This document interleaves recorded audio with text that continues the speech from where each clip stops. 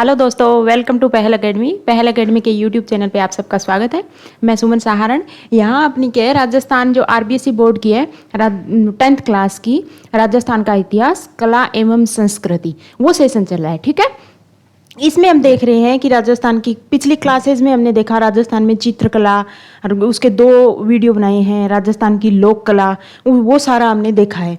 आज हम पढ़ेंगे राजस्थान स्थापत्य एवं शिल्प के विविध आयाम। स्थापत्य कला का राजस्थान में क्या रहा है, इसमें देखेंगे कि सबसे पहले ये देखेंगे नगर निर्माण था जो प्राचीन काल में, वो नगर निर्माण व्यवस्था कैसी थी। इसके अलावा हम देखेंगे दुर्ग स्थापत्य स्थापत्य वेरी इंपॉर्टेंट है दोस्तों। आरएस प्रीलिम्स हो, आपके फर्स्ट ग्रेड हो या आरपीएससी की जो भी एग्जाम्स हो, उसमें दुर्ग स्थापत्य से आपके सवाल आने ही है। एक सवाल आप मान लो कंफर्म है। ठीक है, इसके अलावा हम देखेंगे राजस्थान में हवेली स्थापत्य का क्या है। हवेली स्थापत्य राजस्थान में जल स्थापत्य का क्या है।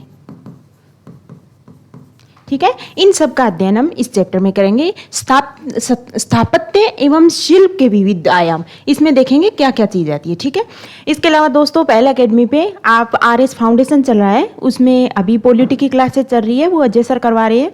हिस्ट्री की क्लासेज हैं वो महेश सर करा रहे हैं, और अपना साइंस एंड टेक की अभी क्लासेज स्टार्ट हुई है, वो मयंक सर करवा रहे हैं। ठीक है, तो आप अगर आपको चाहिए कि आप आरएस फाउंडेशन में अगर इनरोल होना चाहते हैं तो जो पहल एकेडमी ऐप है उसको आप डाउनलोड कर सकते हैं। इसके अलावा आरएस मेंस आंसर राइटिंग की, आरएस प्रीलिम्स की चल रही है। देखो आरएस प्रीलिम्स है, उसकी टेस्ट सीरीज चल रही है, उसमें 25 टेस्ट है आपके। ठीक है, जिसमें से 6 टेस्ट ऑलरेडी हो चुके हैं।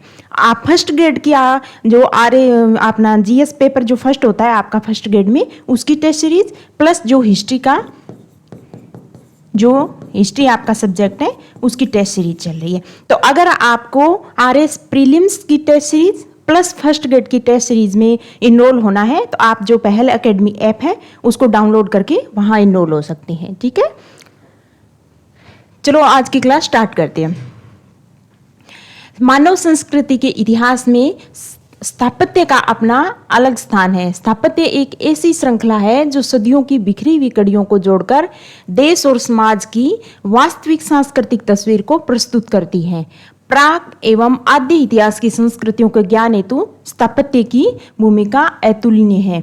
देखो दोस्तों, अतुल इस वजह से कि अगर हमको पता ही नहीं चलेगा कि हम जब उत्खनन करते हैं तो सबसे पहले किससे पता चलता है कि वहाँ कौन सी सभ्यता थी, तो स्थापत्य से। स्थापत्य यानी आपके वहाँ नगर निर्माण व्यवस्था क्या थी, दुर्ग स्थापत्य कैसा था। जैसे कालीबंगा है तो कालीबंगा की खोज हुई, कालीबंगा नगर जो थे उसके हमको अवशेष प्राप्त हुए, जब हमको पता चला कि वो प्राक हड़प्पा या हड़प्पा कालीन सभ्यता है। ठीक है, तो ये वही बोले है कि प्राक या आद्य इतिहास की अगर हमको जानकारी लेनी है तो उसमें स्थापत्य की भूमिका अतुलनीय है। किसी भी देश की प्रगति का उचित अध्ययन बिना स्थापत्य की विविध परतों या खंडहरों के अध्ययन से नहीं हो सकता। अगर बड़े बड़े दुर्ग है, बड़ा बड़े महल है, बहुत अच्छा स्थापत्य है, तो हमको पता चल जाएगा कि हाँ इस काल का जो ये आर्थिक स्थिति थी उसका हम मूल्यांकन कर सकते हैं उसके आधार पर। ठीक है, यदि हम राजस्थान की बात करें तो राजस्थान की विशेष भौगोलिक स्थिति ने यहाँ के स्थापत्य को प्रभावित किया है। नगर, महल, परकोटे, किले, जलाशयों के निर्माण में उपयोगिता के साथ साथ मजबूती का पूरा ध्यान रखा गया है।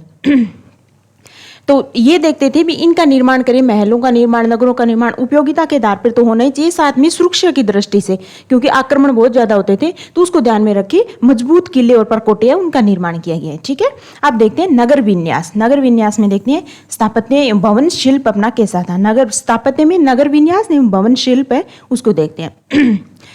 हनुमानगढ़ जिले में कालीबंगा और सोनथी में खुदाई से ऐसे अनेक प्रमाण मिले हैं जिनसे ज्ञात होता है कि ऋग्वैदिक काल से कई सदियों पूर्व संस्कृत सरस्वती एवं द्रस्वती, ये तो आपको पता है ना, जो कालीबंगा सभ्यता है वो सरस्वती एवं द्रुसद्वती नदी, जिसको वर्तमान में घग्गर नदी कहते हैं, उसके किनारे है। ठीक है, इन नदियों के किनारे पर बसे इन नगरों की नगर योजना एवं भवन निर्माण उच्च स्तरीय था। ईंटों से बने भवन, सड़कें, नालियां, गोल कुएं, वेदियां आदि इस बात को प्रमाणित करते हैं। ठीक है, तो जब कालीबंगा की खुदाई हुई, वहाँ जो ईंटें मिली, जो मकान मिले, जो भी हमको उत्खनन से जो भी अवशेष मिले, उससे पता चलता है कि ये सभ्यता है वो बहुत ही ज़्यादा भवन निर्माण वहाँ क्या था, उच्च स्तरीय प्रकृति का था। ठीक है।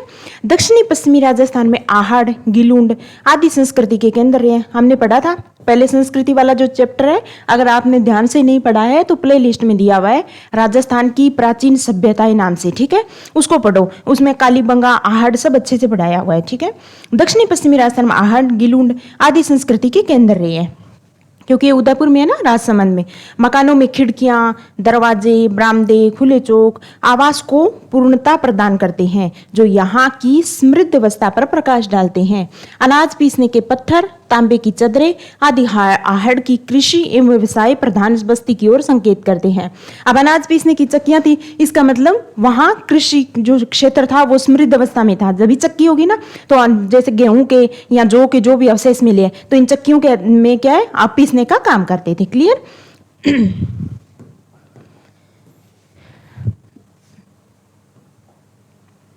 तो ये पढ़ लिया हमने, अनाज पीसने के पत्थर, तांबे की चदरें आदि आहड़ की कृषि एवं व्यवसाय प्रधान की ओर संकेत करते हैं। पौराणिक सभ्यता के युग में राजस्थान के कई सांस्कृतिक केंद्रों का ज्ञान होता है, जिनमें पुष्कर, ये सांस्कृतिक केंद्र थे दोस्तों, देखो पुष्कर हो गया, मरुधनवन, जांगल, मत्स्य देश, साल्व, मरुकांतार आदि प्रमुख है। ठीक है। महाभारत काल में विराट नगर, बेराट, पुष्कर आदि नगरों का वर्णन आता है। ये जब हमने बेराट सभ्यता पढ़ी थी ना दोस्तों, उसमें मैंने आपको बहुत क्लियरली बताया था कि महाभारत काल में कौन सा ऐसा नगर है जिसका उल्लेख मिलता है, तो वो आपका विराट नगर था।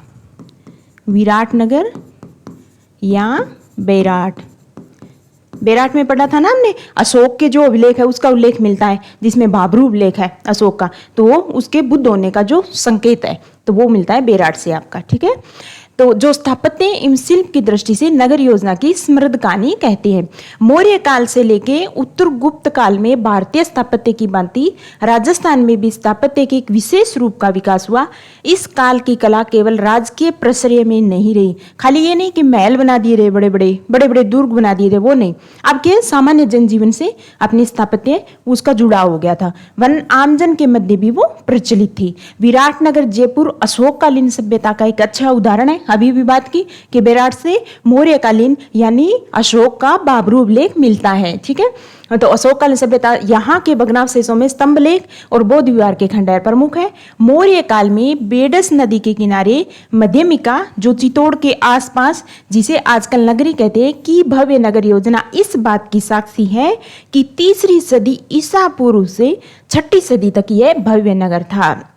तो मध्यमिका जिस चित्तौड़, जिसको नगरी भी बोलते हैं, जो चित्तौड़गढ़ में स्थित है, तो उसका उल्लेख हमें प्राचीन काल में मिलता है। ठीक है।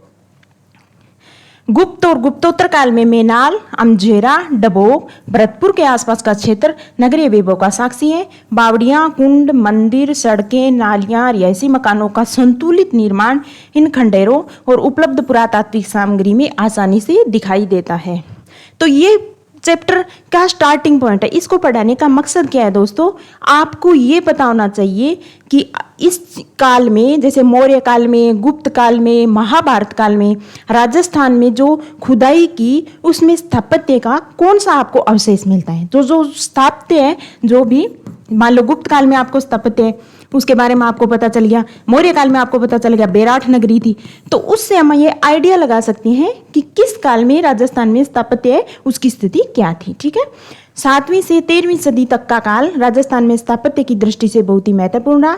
राजपूतकालीन संस्कृति के उदय के कारण वीरता, रक्षा के प्रतीक किले, धार्मिक प्रवृत्ति के प्रतीक मंदिरों का निर्माण होने लगा। ठीक है। राजपूत काल में जहां जहां राजधानियां बनी वहां का नगर नियोजन विशिष्ट रहा है। नगर की रक्षा एवं सुविधा की दृष्टि से जो स्थान चुना जाता था वह महत्वपूर्ण स्थल होता था। इसी दृष्टि से देखो, जालौर में जैसे भीनमाल हो गया, चित्तौड़, मंडोर, ओसिया जोधपुर, रणथंभौर, जालरापाटन, राजौरगढ़, आमेर जैसे स्थलों को राजधानी बनाया गया।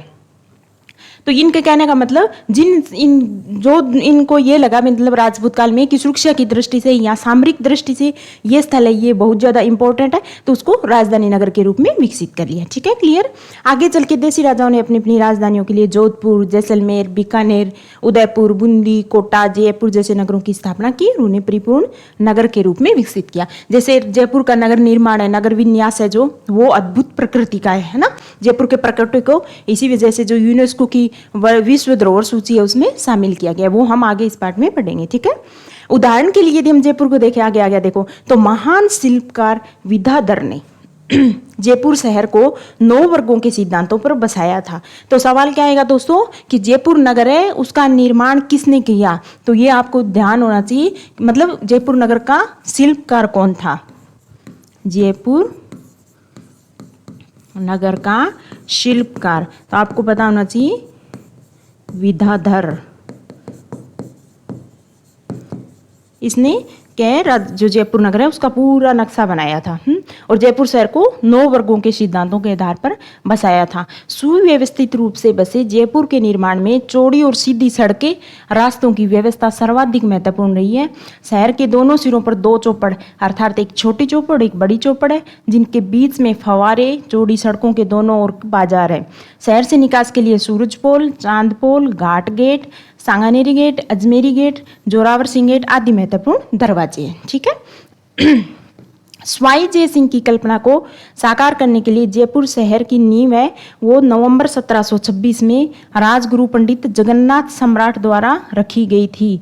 आगे चलकर पूरे राजस्थान के नगर नियोजन को जयपुर को जो स्थापत्य है उससे प्रभावित किया। तो किसने बसाया था जयपुर से? शिल्पकार तो थे देखो विद्याधर। राजा कौन से थे? तो वो होगा स्वाई जय सिंह। ठीक है, अब ये है कि किसने इसकी नींव किसने डाली थी? तो राजगुरु थे उस टाइम के पंडित जगन्नाथ सम्राट। ठीक है, ये आ सकता है पंडित जगन्नाथ सम्राट। तो जयपुर शहर किसने बसाया? जयपुर शहर का शिल्पकार कौन था? कब बसाया गया था? तो 17 नवंबर 1726 बोल रहे हैं, ये बोर्ड में 1726 दे रखा है, कहीं 1727 भी दिया हुआ होता है। तो मैं ये बताना चाह रही हूँ कि ये नई चीज है। जयपुर शहर है उसको 17 नवंबर 1726 में इसकी नींव डाली थी, वो किसने डाली थी? तो राजगुरु पंडित जगन्नाथ सम्राट के द्वारा। ठीक है, आगे चल के पूरे राजस्थान का नगर नियोजन है तो जयपुर को एक मॉडल के रूप में बना लिया और पूरा राजस्थान फिर उसी तरह के राज्य स्थापत्य को इस जयपुर ने प्रभावित किया है। 12वीं सदी में जैसलमेर का निर्माण जंगल की निकटता, पानी की सुविधा को ध्यान में रखकर किया गया था। बिहार कोई भी शहर बसता है उसकी अपनी उसके आधार पर 2 आधार होते हैं, या तो वो सामरिक देखते हैं दृष्टिकोण से या सुरक्षा की दृष्टिकोण से किसी भी किले या शहर का निर्माण करते हैं, या उपयोगिता के आधार पर होता है। ठीक है, तो इसमें देखो क्या है, जंगल के निकट था और पानी की बहुत ज्यादा सुविधा थी। ठीक है, तो जैसलमेर का निर्माण इसके आधार पर किया गया। समूची योजना जनजीवन व्यापार की समृद्धि के हित में थी। चौहानों के इसमें अजमेर की गिनती समृद्ध नगरों में की जाती थी। पृथ्वीराज विजय काव्य में अजमेर की तुलना इंद्रपुरी से की गई है। पृथ्वीराज विजय जानक के ना, तो इसमें किसकी तुलना इंद्रपुरी से की गई है?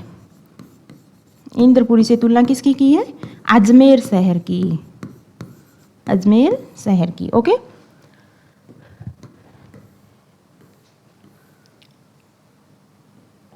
अब बूंदी का स्थापत्य देखें। बूंदी के स्थापत्य में और उसके बसाने में जल की प्रचुरता का बड़ा हाथ है, क्योंकि वहां बावड़ियां बहुत ज्यादा थी, तो उसके आधार पर उसका निर्माण हो गया।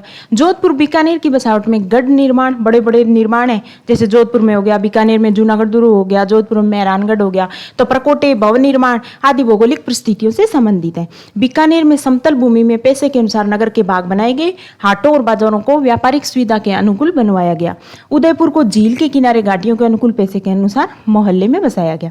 इनका कहने का ये मतलब है, ये एक आपकी जो बेसिक समझ है वो बना रही है। ये चैप्टर ये बताना चाह रहा है कि किसी भी नगर, कोई भी दुर्ग है, उसके निर्माण का उद्देश्य क्यों था, क्यों अलग अलग। जैसे उदयपुर शहर है तो क्यों बसाया? क्योंकि वहां झीलों की अधिकता थी, तो झीलों की अधिकता के आधार पर उदयपुर है उसके झीलों की घाटियों के अनुकूल उसका निर्माण किया गया। अब नगरों के स्थापत्य से गाँव का स्थापत्य भिन्न रहा है। पहाड़ी इलाके के गांव वो बहुत सिंपल सीधे है। पहाड़ी इलाकों के गांव पहाड़ी ढलान या कुछ ऊंचाई लिए हुए बनाई गई है, जैसे केलवाड़ा है, सराड़ा है आदि। पहाड़ों और घने जंगलों में आदिवासियों की बस्तियां छोटे छोटे टेकरियों पर 2-4 झोंपड़ियों के रूप में बसी मिलती हैं। रेगिस्तानी गांव को पानी की सुविधा को ध्यान में रखकर बसाया जाता है। पानी उसका, क्योंकि रेगिस्तानी एरिया में पानी की कमी होती है तो पानी को आधार बना के बसाया जाता है, इसलिए बीकानेर और जैसलमेर के गांव के आगे सर अर्थात जलाशय का प्रयोग अधिकतर पाया जाता है, जैसे बिदासर, जेतसर, उदयसर। ये सवाल दोस्तों बोर्ड में दे रखा है, नॉर्मल सी बात है, पर आपकी जनरल अवेयरनेस की बात है। एक बार मेरा इंटरव्यू था तो उसमें ये पूछा था कि हनुमानगढ़ में या बीकानेर जो क्षेत्र है उसमें गांव होते हैं जो जनरली सामान्यतः, उसमें गांव के आगे सर क्यों लगाते हैं, ठीक है। जैसे मेरा रावत सर है, रावत सर, तो ये सवाल उनको आना ही था, तो सर क्यों लगाया इसके आगे। रावत तो चलो समझ में आ गया कि कोई राजा था या कोई सामंत होगा, उन्होंने इसको बसाया होगा, पर सर का क्या मतलब था। तो ये देखो इस किताब में मेंशन कर रखा है। इसका मतलब ये होता है दोस्तों कि राजस्थान में पानी की कमी होती है, तो जो बीकानेर एरिया और उस क्षेत्र में जो जैसलमेर एरिया है उसमें क्या है, पानी की कमी पूर्ति के लिए छोटे छोटे परंपरागत संसाधन होती है। सर को क्या बोलते हैं, तालाब, पोखर, है ना, सरोवर। तो सर मतलब पानी को इकट्ठा करने के लिए जो तालाब बनाया जाता है तो वो होता है सराब को। तो जिस राजा ने बसाया उसका नाम प्लस आपका क्या हो गया, वो जलाशय, उसके नाम पे पड़ गया आपका, जैसे ये पड़ गया रावत सर हो गया। जैसे बिद्दा सर, तो बिद्दा ने बसाया था, सर यानी जलाशय के किनारे उसको विकास किया गया था। जैसे हो गया जैत सर, उद्दा सर हो गया, ठीक है, समझ में आ गया। तो आपको जवाब ये देना है कि गांव के आगे सर अर्थात जलाशय का प्रयोग अधिकतर पाया जाता है, क्योंकि रेगिस्तानी गांव को पानी की सुविधा को ध्यान में रखकर ही बसाया जाता है। कोई देख लेते हैं, कोई बड़ा सा तालाब है, उस तालाब के किनारे जल, और क्या है, हमारी सभ्यताएं हैं जो विकसित हुई थी, वो क्या, सिंधु घाटी सभ्यता, घगर नदी के किनारे कालीबंगा आ गई, तो ये क्या, नदी के किनारे सभ्यता विकसित होती है, यानी मानव है उसका बसाव वही होता है जहां पानी की प्रचुरता हो। और यहाँ क्या है, इन एरिया में जैसलमेर में, बीकानेर में, हनुमानगढ़ में, इन क्षेत्रों में क्या है, तालाब थे, तो तालाब के किनारे क्योंकि वहां पानी की प्रचुरता थी, तो पानी की प्रचुरता के आधार पर जिसने भी गांव बसाया, वो आसपास का क्षेत्र बसाया, उस सामंत या राजा के नाम पर उसका नामकरण कर दिया। और सर का मतलब होता है तालाब या पोखर जहां पानी एकत्रित रहता है, ठीक है। ये हो गया, इसका आंसर होगा ये। अब देखते हैं दोस्तों दुर्ग स्थापत्य। ये आपका जो स्थापत्य में उसमें दुर्ग सबसे इंपॉर्टेंट है।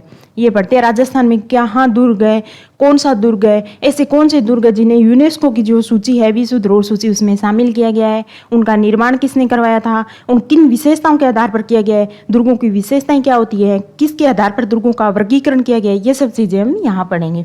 राजस्थान का शायद ही कोई जनपद या अंचल ऐसा है जहां कोई छोटा बड़ा दुर्ग या गढ़ गढ़ी न हो। हाँ बिल्कुल, हर राजस्थान में 33 जिले हैं तो आपको कुछ ना कुछ मिल ही जाएगा। दुर्ग निर्माण की परंपरा यहाँ बहुत प्राचीन काल से चली आ रही है। शुक्र नीति के अनुसार राज्य के 7 अंग माने गए हैं। शुक्र नीति में दोस्तों क्या माने, राज्य जो राज्य उसके 7 अंग माने, उसमें एक माना है दुर्ग, ठीक है, जिसमें दुर्ग भी एक है। संपूर्ण देश में राजस्थान वह प्रदेश है जहां पर महाराष्ट्र मध्य प्रदेश के बाद सर्वाधिक गढ़ और दुर्ग बने हुए हैं। या राजाओं सामंतों ने अपने निवास, सुरक्षा सामग्री संग्रह, आक्रमण के समय अपनी प्रजा को सुरक्षित रखने, पशुधन बचाने के लिए, संपत्ति को छिपाने के लिए दुर्ग बनाए थे। अलग अलग उद्देश्य थे, मैंने पहले भी बताया, या तो सामरिक महत्व या उपयोगिता के आधार पर। यहाँ राजपूत काल था तो वहां क्या है, बड़े बड़े महल, दुर्ग, इनका निर्माण समय समय पर किया गया, ठीक है। राजस्थान में दुर्गों के स्थापत्य के विकास का प्रथम उदाहरण कालीबंगा की खुदाई में मिलता है। कहाँ मिलता है, देखो राजस्थान में दुर्गों के स्थापत्य के विकास का प्रथम उदाहरण कालीबंगा की खुदाई में मिलता है। क्योंकि दोस्तों प्राक हड़प्पा हड़प्पाकालीन राजस्थान में स्थल कौन सा है आपका, वो है आपका कालीबंगा, तो वहां दुर्ग का आपका विकास मिलता है। कालांतर में मौर्य, गुप्त, परवर्ती युग में दुर्गों के निर्माण के निश्चित आधार दिखाई पड़ते हैं। इस समय दुर्ग निर्माण में मंदिरों, जलाशयों को प्रधानता दी जाने लगी। राजपूत काल में राजस्थान में बने दुर्गों में भाटियों का सोनागढ़, अजयराज चौहान का गढ़विटली तारागढ़, कुंभा का मांडलगढ़ आदि उल्लेखनीय है। ये हम सब आगे पढ़ेंगे, ठीक है। त्राइन के दूसरे युद्ध सबको पता है ना, पृथ्वीराज चौहान और उसके मोहम्मद गौरी के बीच में हुआ था। पृथ्वीराज चौहान की उसमें पराजय हो गई थी, तो दिल्ली में तुर्क अफगान शासन की स्थापना हुई, ठीक है, जिसका प्रभाव राजस्थान के दुर्ग स्थापत्य पर भी पड़ा। 13वीं सदी के बाद दुर्ग बनाने की परंपरा में एक नया परिवर्तन दिखाई देता है। इस काल के दुर्ग निर्माण में सुरक्षा का विशेष ध्यान रखा गया। मैंने कहा ना, सामरिक महत्व इसमें ज्यादा ध्यान दिया जाने लगा। अब दुर्ग वहां बनाए जाने लगे जहाँ ऊंची ऊंची पहाड़ियां हो, जो ऊपर से चौरस हो, जहाँ खेती योग्य भूमि, सिंचाई के साधनों का समुचित प्रबंधन किया गया हो। इसमें प्राचीन काल में जो दुर्ग बने हुए थे, जो जीर्ण शीर्ण खंडहर हो गए थे, उनका पुनर्निर्माण भी करवाया गया। जैसे आबू में अचलगढ़ के दुर्ग का पुनर्निर्माण करवाया गया था ना। महाराणा कुंभा ने इसे नवीन दुर्ग में परिवर्तित किया। कुंभा ने चित्तौड़गढ़ दुर्ग का भी आवश्यकता अनुसार पुनर्निर्माण करवाया। जब मुगलों के साथ राजपूताना के शासकों के मधुर संबंध बने तो दुर्ग स्थापत्य में भी परिवर्तन आ गया। अब राजपूत शासक पहाड़ियों से नीचे आकर समतल मैदान में नगर दुर्गों का निर्माण करने लगे। जैसे जयपुर का दुर्ग बन गया, बीकानेर का, ये तो के समतल जमीन है, उस पे कहने का मतलब जैसे ही तुर्कों का शासन आया तो राजस्थान में क्या है, सुरक्षा को ध्यान में रखते हुए पहाड़ियों पर बहुत बड़े बड़े दुर्ग है, उनका निर्माण होने लगा। पर धीरे धीरे क्या है, बीकानेर, जयपुर, भरतपुर, तो जो मैदानी क्षेत्र है उसमें भी दुर्गों का निर्माण हो गया, क्योंकि राजस्थान के राजपूत शासकों के लिए स्थिरता का काल था और शांति का काल था। वेरी इंपॉर्टेंट दोस्तों, कॉपी में लिख लो अपने। राजस्थान के 6 प्रमुख दुर्ग है। आमेर का दुर्ग, गागरोन, झालावाड़, कुंभलगढ़, जैसलमेर, रणथंबोर, चित्तौड़गढ़। जून 2013 में नोम पेन में हुई वर्ल्ड हेरिटेज कमेटी की बैठक में यूनेस्को की वर्ल्ड हेरिटेज साइट सूची में शामिल किया गया। तो यूनेस्को की वर्ल्ड हेरिटेज साइट है, उसमें राजस्थान के निम्न में से कितने दुर्ग शामिल है? पहला सवाल तो आएगा आपका ये, तो उसमें याद रखना है आपको कितने, 2, 4, 5 आपको दे दिए, 2, 4, 5 और 6, तो आपको राइट टिक करना है 6। अब इन 6 के 6 याद रखने हैं आपको। एक है आमेर का महल, गागरोन, कुंभलगढ़, जैसलमेर, रणथंबोर, चित्तौड़गढ़। मान लो मैं सवाल बना दूं आपको, 1 मिनट।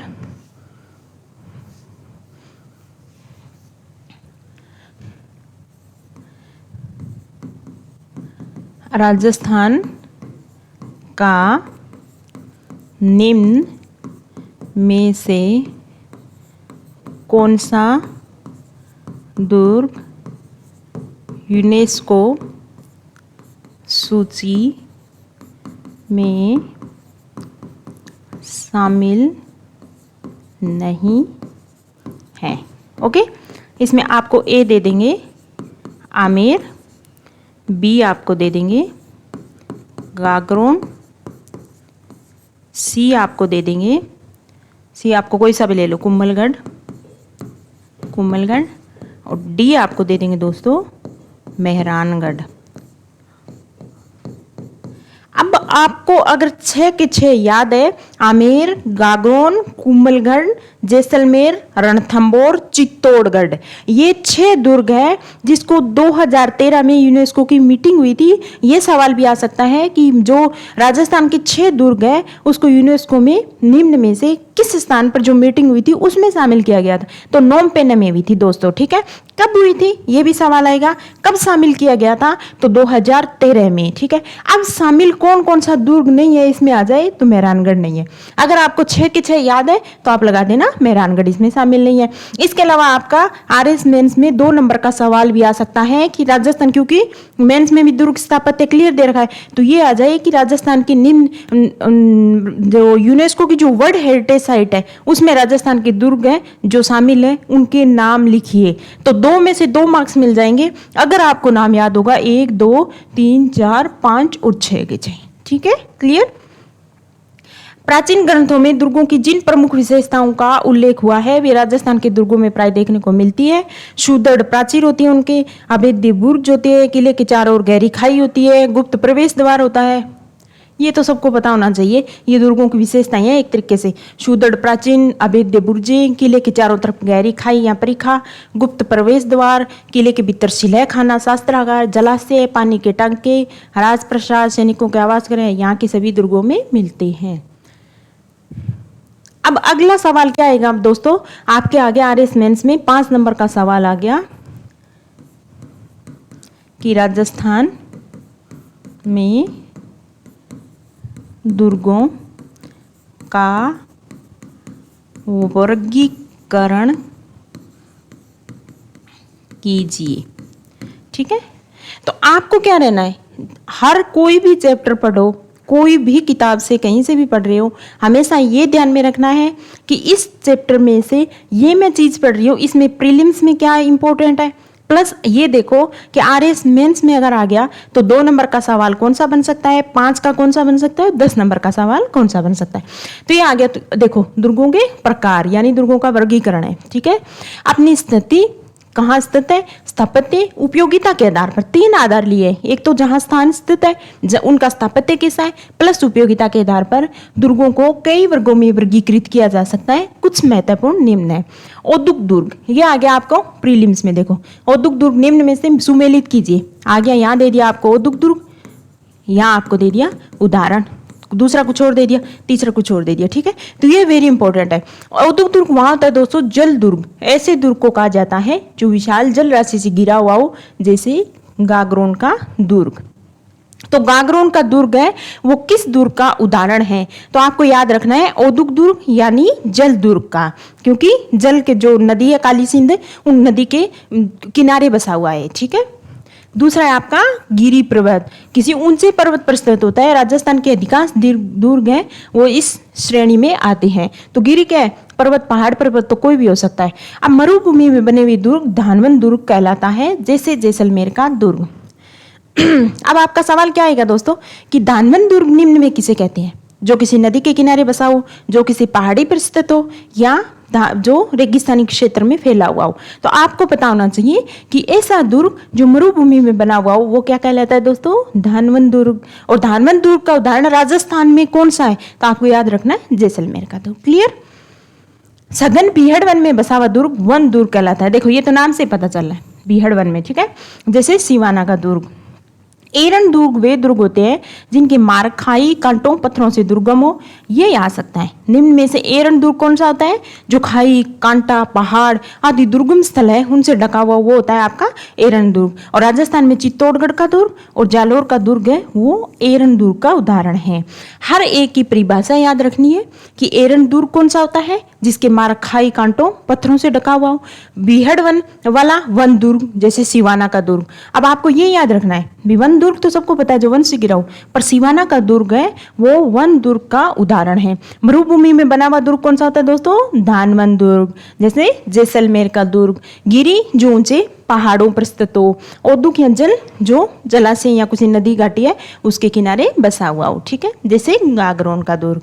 पारिक दुर्ग क्या होता है दोस्तों, जिसके चारों ओर बहुत बड़ी खाई हो, जिसके चारों ओर खाई भी हो, कांटे भी हो, पत्थर भी हो, वो तो हो गया एरन दुर्ग।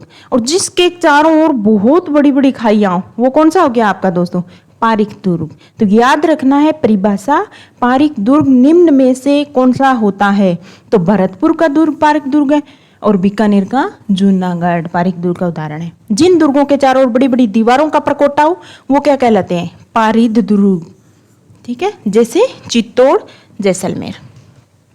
अब आपको पारिक दुर्ग है ना, एरन दुर्ग, वन दुर्ग, धानवन दुर्ग और गिरी औद्योगिक दुर्ग, इन सब के उदाहरण याद होने चाहिए आपको। प्लस इन कहते किसको है ये आपको परिभाषा अच्छे से याद होनी चाहिए। मान लो आरएस मेंस हो रही है, वहां बता दे राजस्थान में एरन दुर्ग किसे कहते हैं, उसके 2 उदाहरण दीजिए। तो आपको पता होगा ना अच्छे से कि वे दुर्ग जिनकी मार्ग में खाई, कांटे, पत्थर जैसे दुर्गम स्थलाकृतियां हो, तो उसको कहते हैं एरन दुर्ग। जैसे राजस्थान में चित्तौड़गढ़ व जालोर का दुर्ग। ठीक है, सैन्य दुर्ग तो सबको पता है, युद्ध की व्यरचना को ध्यान में रखे जिस दुर्ग का निर्माण होता है वो होता है आपका सैन्य दुर्ग।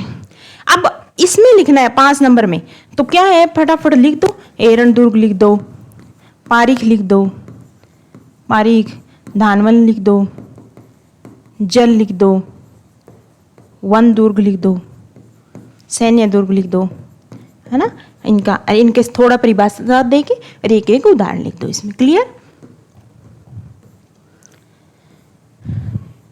एक होता है सहाय दुर्ग, जिसमें सूरवीर एवं सदा अनुकूल रहने वाले बांधव लोग निवास करते हैं। सहाय मतलब जिन्होंने हमेशा सहायता की हो वे सहाय, तो उसमें या तो सूरवीर होते हैं कोई, या सदा जो राज परिवार में जिन्होंने बहुत ज्यादा सहयोग किया है, बांधव लोग होते हैं अपने बंधु बांधव, वो लोग निवास करते हैं। कुछ दुर्ग ऐसे भी होते हैं जिन्हें दो या अधिक दुर्गों के प्रकार में शामिल किया जा सकता है। जैसे चित्तौड़गढ़ के दुर्ग को दोस्तों गिरी दुर्ग भी बोल सकते हैं और पारिक दुर्ग भी बोल सकते हैं, क्योंकि गिरी वो ऊंचाई पर स्थित है, पारिक उसके चारों ओर बहुत बड़ी बड़ी खाइयां हैं। ठीक है, एरन दुर्ग की श्रेणी में, ये देखो बहुत बड़ी बड़ी खाइयां हो ना, तो इसमें चित्तौड़गढ़ को भी रख सकते हैं। और एरन दुर्ग की श्रेणी में रखा जाता है। दुर्गों के सभी प्रकारों में सैन्य दुर्गों को श्रेष्ठ माना जाता है। चित्तौड़ दुर्ग सहित राजस्थान के कई दुर्गों को सैन्य दुर्ग की श्रेणी में भी रखा जाता है। कुछ बहुत ज्यादा अलग कैटेगरी होती है उनकी, जैसे अब जल दुर्ग है तो वो तो झालावाड़ का ही होगा ना जल दुर्ग, क्योंकि वो नदियों के किनारे बसा हुआ है। बाकी 1 से 2 भी हो सकते हैं। अब देखते हैं हम राजस्थान के प्रमुख दुर्ग कौन कौन से हैं। राजस्थान के प्रमुख दुर्गों में सबसे पहला स्थान है दोस्तों आपको चित्तौड़गढ़। ये देखो चित्तौड़गढ़ का दुर्ग कितना शानदार। गिरी दुर्ग अभी भी पढ़ के आए हम, गिरी दुर्ग यानी देखो ऊपर पहाड़ियों पे बसा हुआ है ना, तो पहाड़ियों, राजस्थान का गौरव है चित्तौड़ का किला, सबसे प्राचीन और प्रमुख है। तो राजस्थान का जो गौरव है वो कौन से दुर्ग को कहा जाता है, पहला सवाल आपका, तो वो चित्तौड़गढ़ के किले को कहा जाता है। दिल्ली से मालवा गुजरात जाने वाले मार्ग प्रस्तुत होने के कारण प्राचीन मध्यकाल में इसका सामरिक महत्व था। सामरिक दृष्टिकोण से ये महत्वपूर्ण दुर्ग है। आ जाए तो क्या है, कितना प्यारा है, पहला पॉइंट हमको मिल गया गिरी दुर्ग का उदाहरण, चित्तौड़ के किले की विशेषताएं। दूसरा इसका सामरिक महत्व, ऐसे बनाते चलो। ठीक है, मेवाड़ के इतिहास ग्रंथ वीर विनोद के अनुसार मौर्य राजा चित्रांग ने यह किला बनवाकर अपने नाम पर इसका नाम चित्रकूट रखा था। तो इसका निर्माता कौन है, चित्रांगन मौर्य, चित्रांगन मौर्य। और इसका नाम क्या रखा था दोस्तों, चित्रकूट। उसी का परिवर्तित नाम आगे हो गया चित्तौड़। मेवाड़ में गुहिल राजवंश के संस्थापक बप्पा रावल ने अंतिम मौर्य शासक मान मौर्य को पराजित करके और इसको अपनी राजधानी बनाया था। पढ़ा था ना हमने गुहिल वंश में पीछे। तो मेवाड़ की, ये देखो, मेवाड़ में गुहिल राजवंश के संस्थापक बप्पा रावल ने अंतिम मौर्य शासक मान मौर्य को पराजित करके 8वीं शताब्दी ईस्वी के लगभग चित्तौड़ पर अधिकार कर लिया। अलाउद्दीन खिलजी ने इस दुर्ग पर अधिकार कर इसका नाम खिजराबाद रखा था। तो चित्तौड़ पर आक्रमण किया था ना अलाउद्दीन खिलजी ने, तो इस दुर्ग का क्या नाम रखा था, ये सवाल आ जाए तो पीछे भी हम पढ़ चुके हैं, पीछे की क्लासेज आप देख लेना, उसमें क्लियर मैंने बताया कि इसका नाम खिजराबाद रख दिया था। यह दुर्ग एक पठार पर स्थित है जिसे मेसा का पठार कहते हैं। तो क्या सवाल आएगा कि चित्तौड़ का दुर्ग निम्न में से किस पठार पर स्थित है, तो वो होगा आपका मेसा का पठार। या उल्टा कर दो आप कि मेसा का पठार में निम्न में से कौन सा दुर्ग स्थित है, तो होगा चित्तौड़गढ़। एक एक लाइन पे ध्यान देना है। यह किला सब किलों का सिरमौर समझा जाता है। ठीक है, राजस्थान का गौरव, सब किलों का सिरमौर कौन सा दुर्ग है आपका, चित्तौड़गढ़। चित्तौड़गढ़ के लिए यह उक्ति प्रचलित है, गढ़ तो चित्तौड़गढ़, बाकी सब गढ़ैया। ये तो नाम से ही पता चल रहा है। ठीक है, चित्तौड़ के किले में इतिहास की 3 प्रशस्त शाखें भी, पीछे भी हमने देखा था, आज फिर से रिवीजन कर लेते हैं। पहला हुआ था दोस्तों 1303 ईस्वी में, जब मैंने बताया ना अलाउद्दीन खिलजी ने आक्रमण किया था चित्तौड़ पर। दूसरा 1534 में गुजरात के शासक बहादुर शाह के समय। तीसरा 1567 में अकबर के आक्रमण के समय हुआ था। जब अलाउद्दीन खिलजी ने 1303 में आक्रमण किया तब थी यहाँ राणा रतन सिंह थे। रतन सिंह की जो एक खूबसूरत रानी थी पद्मिनी, उसको प्राप्त करने के लिए अलाउद्दीन खिलजी ने आक्रमण किया था। पर यह वास्तविक रीजन नहीं था। अलाउद्दीन खिलजी एक साम्राज्यवादी शासक था, वो पूरे भारत पर अधिकार करना चाहता था, तो वो था उसका। पर यह कहानियों में दिया है रानी पद्मिनी की जो प्राप्त करने के लिए गया था। फिर क्या है, जैसे ही यहाँ अलाउद्दीन की विजय हुई तो रानी पद्मिनी ने यहाँ जोहर कर लिया था। वीर जयमल राठौड़ पत्ता सिसोदिया के पराक्रम और बलिदान का साक्षी चित्तौड़ का किला इतिहास में अपना कोई सानी नहीं रखता। 1567 में जब अकबर ने आक्रमण किया तब यहाँ पत्ता और जो जयमल थे वो दोनों लड़ते हुए मारे गए थे, शहीद हो गए थे। तब इनके इतनी ज्यादा पराक्रम को देखकर अकबर के इन दोनों की मूर्तियां बनवाई और जो अपना आगरा का किला है उसके द्वार पे रखवाई थी। ठीक है, तो जब भी तो बोलिए ना बलिदान का साक्षी चित्तौड़ का दुर्ग। अब देखते हैं इस दुर्ग की विशेषता क्या है। ये तो हमने कहानी पढ़ ली, भी किसने बनवाया था, क्यों प्रसिद्ध है सब। अब सुदृढ़ और घुमावदार इसकी एक तो प्राचीर है, उन्नत और विशाल बुर्जें हैं, 7 अभेद्य प्रवेश द्वार हैं, किले पर पहुंचने का लंबा और टेढ़ा मेढ़ा सर्पिला मार्ग आदि सब विशेषताओं ने चित्तौड़ को एक विकट दुर्ग का रूप दे दिया। ये तो मेंस में लिखने के काम आने वाली लाइन है। सुदृढ़ घुमावदार प्राचीर, उन्नत विशाल बुर्ज, इतने दरवाजे, ये सब ठीक है। यहाँ के बनों में ये देखो दोस्तों, प्रीलिम्स में आएगा आपका तुलजा माता का मंदिर निम्न में किस दुर्ग में है। ये सवाल आ जाए, तुलजा माता का मंदिर निम्न में, राजस्थान में निम्न में किस दुर्ग में स्थित है, तो आपको पता होना चाहिए चित्तौड़ के दुर्ग में। और दुर्ग कहाँ दे रखा है, ये कहाँ दे रखी है, सब बोर्ड की किताब में, तो आप इसको रट लो। तुलजा माता का मंदिर चित्तौड़, ठीक है। नवलखा भंडार कहाँ है दोस्तों, चित्तौड़ के दुर्ग में। भामाशाही की हवेली, श्रृंगार चौरी मंदिर, त्रिपोलिया दरवाजा, कुंभश्याम मंदिर, सोमदेव मंदिर, कुंभाधार मंदिर, विजय स्तंभ, ये तो सबको पता है। रानी पद्मिनी का महल, गोरा बादल का महल, चित्रांग मोरी तालाब, जैन कीर्ति स्तंभ। इसमें से आप क्या आ सकते हैं, जहां तक देखो वैसे तो बोर्ड में दे रखा है तो सब इंपॉर्टेंट है, कोई भी ऐसी चीज नहीं जो इंपॉर्टेंट नहीं है। फिर भी मैं बताऊं तो नवलखा भंडार आ सकता है, तुलजा माता मंदिर आ सकता है, नवलखा भंडार ये चित्तौड़ में है। तुलजा माता मंदिर, श्रृंगार चौरी मंदिर, श्रृंगार चौरी मंदिर, कुंभश्याम मंदिर, ये तो 4 मंदिर हो गए। निम्न में कौन सा मंदिर जो चित्तौड़ के दुर्ग है उसमें शामिल नहीं है, तो फिर आपको ये पता होगा तो आप एलिमिनेट कर दोगे, ठीक है। सोमदेव मंदिर, कुंभाधार नमित विजय स्तंभ, गोरा बादल के महल, चित्रांग मोरी तालाब। चित्रांग तो नाम से पता चल रहा है ना आप लोगों को, चित्रांग मौर्य ने इसकी स्थापना की थी तो चित्रांग मोरी तालाब बना दिया। जैन कीर्ति स्तंभ उल्लेखनीय, ठीक है, क्लियर। अब दूसरा आ गया दोस्तों कुंभलगढ़ का दुर्ग। कुंभलगढ़ का दुर्ग का निर्माण किसने करवाया था, कहाँ है, सबसे पहले तो यही याद रखो। वो तो चित्तौड़गढ़ का दुर्ग तो चित्तौड़गढ़ में तो याद करने की जरूरत नहीं है। यहाँ देखो कुंभलगढ़ का दुर्ग नाम दे रखा है, ठीक है। महाराणा कुंभा नाम से पता चला है कुंभलगढ़, यानी महाराणा कुंभा द्वारा दुर्ग स्थापत्य के प्राचीन भारतीय आदर्शों के अनुरूप बना कुंभलगढ़ गिरी दुर्ग का अच्छा उदाहरण है। मेवाड़ और मारवाड़ की सीमा पर सादड़ी गांव के समीप स्थित कुंभलगढ़ दुर्ग संकट काल में मेवाड़ के राज परिवार का आश्रय रहा है। इस दुर्ग का प्रमुख शिल्पी कौन है दोस्तों, मंडन। तो सवाल क्या आएगा, पहला कुंभलगढ़ का दुर्ग कहाँ स्थित है, आपको पता होना चाहिए, राजसमंद। निर्माण नाम से पता चला है कुंभा द्वारा। शिल्पी कौन था, शिल्पी था कुंभलगढ़ के दुर्ग का मंडन। जब हमने पीछे पढ़ा था महाराणा कुंभा, तो महाराणा कुंभा की सांस्कृतिक उपलब्धियां थी, उसमें हमने दुर्ग पढ़ा था, मंदिर पढ़ा था, नहीं पढ़ा था, उसमें साहित्य भी पढ़ा था, क्योंकि 2 पार्ट होते हैं। कोई सांस्कृतिक उपलब्धियों में खाली स्थापत्य नहीं होता, स्थापत्य के अलावा आपका साहित्य भी होता है, ठीक है। तो स्थापत्य में क्या किया था, मंदिर निर्माण किया था, दुर्गों का निर्माण किया था, तो ये उसी में से एक है आपका कुंभलगढ़ का दुर्ग। इसके निर्माता है शिल्पी मंडन।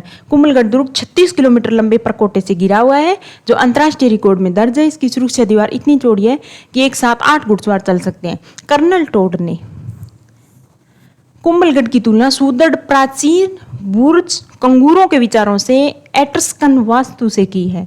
ये सवाल आएगा दोस्तों, देखना आप, एट्रस्कन जो वास्तु है उससे किस, जो अपने कर्नल टोड महोदय है उन्होंने किस दुर्ग की तुलना की है, तो चित्तौड़गढ़, मेहरानगढ़, कुंभलगढ़ और दे गागरोन दे देंगे। तो आपको पता होना चाहिए कुंभलगढ़ के दुर्ग। कुंभलगढ़ के दुर्ग की तुलना की है कर्नल टोड महोदय ने किससे, प्राचीन बुर्ज कंगूरों के एट्रस्कन वास्तु से की है।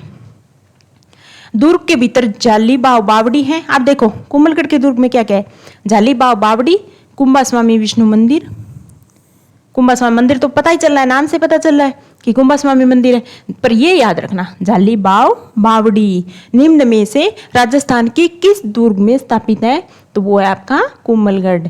जाली रानी का मालिया, मामादेव का तालाब, उड़ना राजकुमार, पृथ्वीराज राठौड़ की छतरी। देखो उड़ना राजकुमार किसको बोलते थे, पृथ्वीराज राठौड़ को। आदि प्रशिष्ट मार्ग बने हुए हैं। देखो दोस्तों याद कर लो इसको बहुत अच्छे से। जाली बाव बावड़ी कहाँ है, कुंभलगढ़ के दुर्ग में। जाली रानी का मालिया कहाँ है, कुंभलगढ़ के दुर्ग में। मामादेव का तालाब कहाँ है, कुंभलगढ़ में। उड़ना राजकुमार की छतरी कहाँ है, तो वो होगा आपका कुंभलगढ़। यही उदय सिंह का राजा अभिषेक हुआ था। राणा प्रताप का जन्म तो सबको पता है कुंभलगढ़ में हुआ। ऊपरी छोर पर राणा कुंभा का निवास है जिसे कटारगढ़ कहते हैं। इस किले की ऊंचाई के बारे में अबुल फजल ने लिखा है। देखो ये सवाल आता है कि कटारगढ़ निम्न में से किस दुर्ग का भाग था, तो एक तो लगा देना आप कोमलगढ़ दुर्ग का। फिर ये सवाल भी आ सकता है कि कटारगढ़ का क्या अर्थ है, क्या मतलब है, तो जो कुंभा का निजी निवास था वो कहलाता था कटारगढ़। ठीक है। ऊंचाई के बारे में अबुल फजल ने क्या बोला कि यह इतनी बुलंदी पर बना हुआ है कि नीचे से ऊपर की ओर देखने पर सिर से पगड़ी गिर जाती है। तो किस राजस्थान के निम्न में से राजस्थान के किस दुर्ग के बारे में अबुल फजल ने कहा कि ये इतनी ऊंचाई पर बना हुआ है कि नीचे से ऊपर की ओर देखने पर सिर की पगड़ी है वो नीचे गिर जाती है, तो वो होगा आपका कुंभलगढ़ का दुर्ग। एक एक शब्द पे ध्यान देना है दोस्तों, क्योंकि दुर्ग स्थापत्य राजस्थान का बहुत ही इंपॉर्टेंट टॉपिक है। आरपीएससी के हर एक एग्जाम में आपको मिलेगा। अभी फर्स्ट ग्रेड का जो अपडेट हुआ था सिलेबस, उसमें भी दुर्ग स्थापत्य उसको ऐड कर दिया गया है। बाकी आरएस प्रीलिम्स मेंस में तो है ही। आप पढ़ते आगे रणथंभौर का दुर्ग। रणथंभौर का दुर्ग कहाँ है दोस्तों? सवाई माधोपुर में। याद करो, रणथंभौर का दुर्ग निम्न में कहाँ स्थित है? सवाई माधोपुर में। इसका निर्माण 8वीं सदी में अजमेर के चौहान शासकों द्वारा करवाया गया था। ये भी आ सकता है किसके द्वारा? चौहान शासकों द्वारा।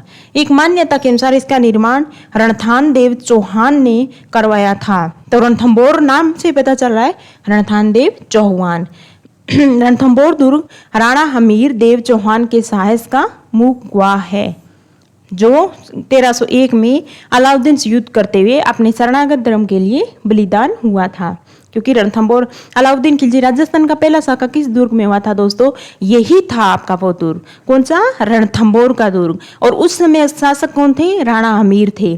तो राणा हमीर ने मंगोलों को क्या शरण दे दी थी, तो शरणागत की रक्षा की। अलाउद्दीन खिलजी का वो विरोधी था। तो उस समय दिल्ली सुल्तान थे अलाउद्दीन खिलजी, शासक अलाउद्दीन खिलजी। उन्होंने कहा मंगोलों को छोड़ दो, तो राणा अमीर ने छोड़ने से इनकार कर दिया। तो फिर क्या हुआ? अलाउद्दीन खिलजी ने 1301 ईस्वी में रणथंभौर पर आक्रमण कर दिया, जिसमें राणा अमीर शहीद हो गए। ठीक है। इस दुर्ग के स्थापत्य की विलक्षण बात यह है कि इसमें गिरी दुर्ग और वन दुर्ग दोनों की विशेषताएं हैं। रणथंभौर की सुदृढ़ नैसर्गिक सुरक्षा व्यवस्था से प्रभावित होकर यहाँ ये देखो, ये सवाल आएगा कि यह दुर्ग बख्तरबंद है। किसके बारे में अबुल फजल ने ये बोला था? तो ये आप क्लियर बता देना दोस्तों, किसके बारे में बोला था? रणथंभौर के दुर्ग के बारे में। ये बोला इसकी सुदृढ़ जो व्यवस्था है ना उसको देखे। देखो, सुदृढ़ नैसर्गिक सुरक्षा व्यवस्था को देखे बोला था। नाम से पता चला यह दुर्ग बख्तरबंद है। बख्तरबंद होगा मतलब उसको कोई भी उसकी सुरक्षा है उसमें चूक हो ही नहीं सकती। तो ये कौन सा दुर्ग आपका? रणथंभौर। किसने बोला ये सब? अबुल फजल ने। अबुल फजल। ठीक है।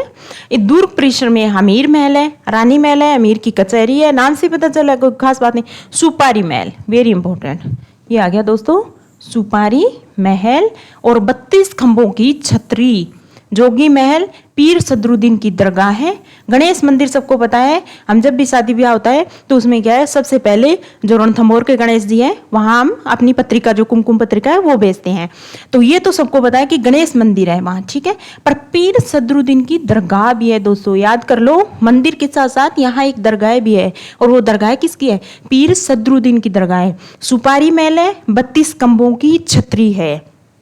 तो सवाल आ जाए आपका कि निम्न में से सुपारी महल है वो राजस्थान के किस दुर्ग में है? तो आपको पता होना चाहिए रणथंभौर के दुर्ग में। 32 खंभों की छतरी, छोटा सा नाम है, छोटी सी चीज है, पर याद रखना है कहाँ है 32 खंभों की छतरी? रणथंभौर के दुर्ग में। और पीर सदरुद्दीन की दरगाह कहाँ है? वो भी रणथंभौर के दुर्ग में। गणेश मंदिर रणथंभौर के दुर्ग में है। सबको याद रखना, शादी की जो पत्रिका होती है वो कुमकुम पत्रिका सबसे पहले गणेश के मंदिर में बहुत सारे लोग बेचते हैं। ठीक है। अब अगला है सिवाना दुर्ग, जो बाड़मेर में स्थित है। सबसे पहले याद करो सिवाना का दुर्ग कहाँ है? बाड़मेर। Okay, clear. बाड़मेर में 56 के पहाड़ पर स्थित सिवाना दुर्ग का इतिहास प्रसिद्ध है। इसे अणखलो सिवाना दुर्ग भी कहते हैं, नाम से पता चला है। इस दुर्ग की स्थापना 954 ईस्वी में परमार वंश का शासक था दोस्तों, वीर नारायण, इसने की थी। तो आपके आ सकता है कि निम्न में सिवाना दुर्ग है उसकी स्थापना किसके द्वारा की? चौहान शासक, चालुक्य शासक, परमार शासक। तो आपको पता होना चाहिए परमार वंशीय शासक, और नाम आ जाए इस पर्टिकुलर तो वीर नारायण। ठीक है। अलाउद्दीन खिलजी के काल में यह दुर्ग भी तो जालोर के राजा कानड़ दे के भतीजे शीतल देव के अधिकार में था। अलाउद्दीन ने इसको भी नहीं बख्शा। 1310 ईस्वी के लगभग सिवाना के किले पर आक्रमण किया, जिसमें वीर शीतल देव वीर गति को प्राप्त हुए। दुर्ग पर खिलजी का अधिकार हो गया। सिवाना दुर्ग संकट काल में मारवाड़ जोधपुर के राजाओं की शरण शतली आए। राव मालदेव ने गिरी सुमेल के युद्ध शेरशाह सूरी के बीच हुआ था, सबको पता है। उस युद्ध में शेरशाह की सेना द्वारा पीछा किए जाने पर सिवाना दुर्ग में आश्रय लिया। चंद्रसेन ने सिवाना के दुर्ग को केंद्र बनाकर मुगलों के विरुद्ध संघर्ष किया था। तो सवाल यह है कि जो गिरी सुमेल का युद्ध हुआ था उसमें जो मालदेव थे उन्होंने किस दुर्ग में शरण ली थी, तो आपको पता होना चाहिए सिवाना की दुर्ग में। इसके अलावा चंद्रसेन किस दुर्ग को केंद्र बनाकर रामचंद्र सेन है उसने मुगलों के विरुद्ध संघर्ष किया था, तो वो होगा आपका सिवाना का दुर्ग। अगला है दोस्तों तारागढ़ का किला जो है बूंदी में। गिरी दुर्ग का सबसे बेहतरीन उदाहरण बूंदी का तारागढ़ का किला पर्वत की ऊंची चोटी पर स्थित होने के फलस्वरूप धरती से आकाश के तारे के समान दिखाई पड़ने के कारण तारागढ़ दिखाता है। इतनी ऊंचाई पर है कि बहुत छोटा सा दिखाई देता है। ठीक है, इस किले का निर्माण किसने करवाया? कहाँ है? बूंदी में। याद करो दोस्तों, बूंदी में तारागढ़ का किला 14वीं शताब्दी में राव बर सिंह ने मेवाड़ मालवा गुजरात की ओर संभावित आक्रमणों से बूंदी की रक्षा करने के लिए करवाया था। वीर विनोद के अनुसार महाराणा क्षेत्र किसने करवाया था? राव बर सिंह। याद कर लो। ठीक है, महाराणा क्षेत्र सिंह बूंदी विजय करने के प्रयास में मारे गए थे। उनके पुत्र महाराणा लाखा काफी प्रयत्नों के बावजूद बूंदी पर अधिकार न कर सके, तो उन्होंने मिट्टी का नकली दुर्ग बनाकर उसे ध्वस्त कर अपनी प्रतिज्ञा पूरी की थी, अपना ईगो सेटिस्फाई किया था। ठीक है, लेकिन नकली दुर्ग की रक्षा के लिए भी कुंभहाड़ा ने अपने प्राणों की बाजी लगा दी थी।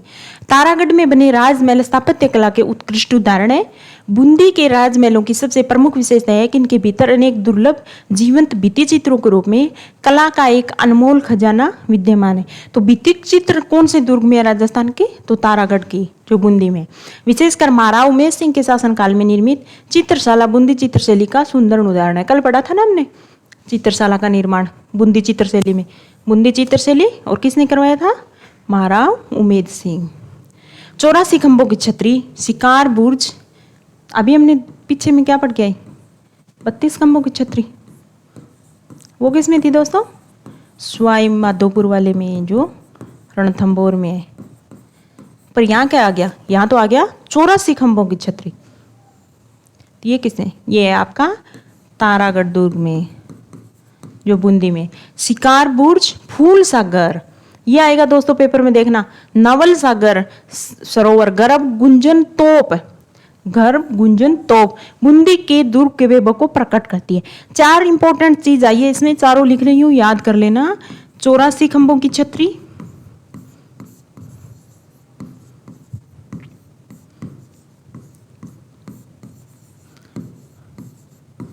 दूसरा आपका नवल सागर जो बूंदी में है, बूंदी के दुर्ग में है।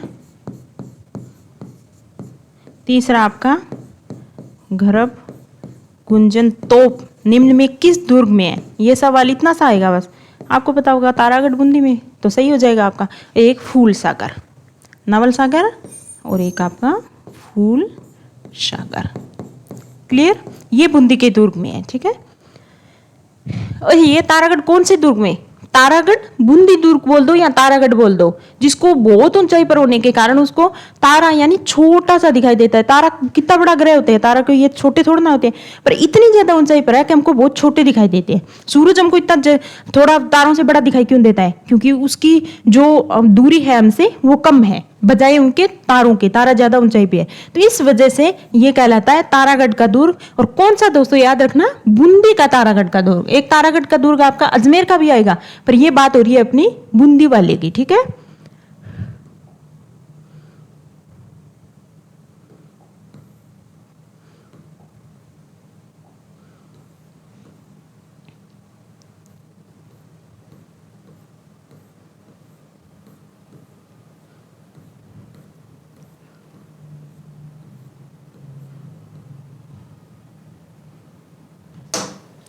चलो दोस्तों, आज की क्लास में इतना ही।